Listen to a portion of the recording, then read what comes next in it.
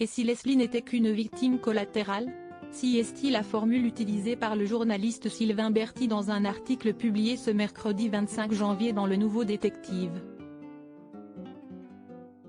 2 mois après la disparition de Leslie et Kevin, près de Niort, dans les Deux-Sèvres, les regards se tournent vers le père de ce dernier, Guy Trompas, emprisonné pour des faits de violence. Il a été condamné à 6 mois de prison ferme après s'être violemment battu avec un homme pour un motif inconnu début novembre 2022. Si est-il à la même période qu'il voit pour la première fois Leslie. Selon le média spécialisé en faits divers, Kevin aurait emmené sa petite amie aux abords de l'étang de Coulon, où est située la résidence secondaire de l'homme incarcéré. Le lieu est filmé par des caméras.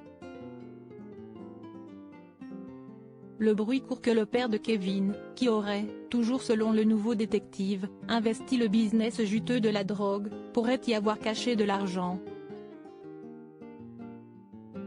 La publication nous apprend également que, depuis sa cellule où il pourrait piloter les caméras surveillant l'étang, Guy Trompas n'aurait pas apprécié la présence de la jeune femme qu'il n'avait jamais vue auparavant. Qu'est-ce que tu me ramènes une pète ici? Aurait-il dit à Kevin. Ce dernier aurait alors tenté de rassurer son père en lui indiquant que Leslie ne représentait pas un danger. Sans succès. Son père a visiblement continué de s'inquiéter.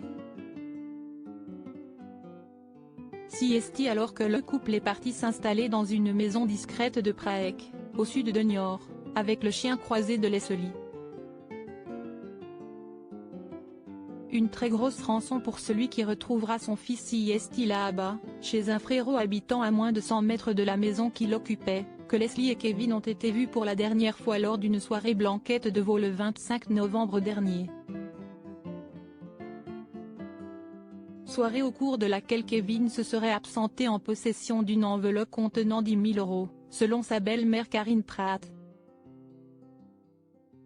Une sortie pendant laquelle il aurait fait une mauvaise rencontre.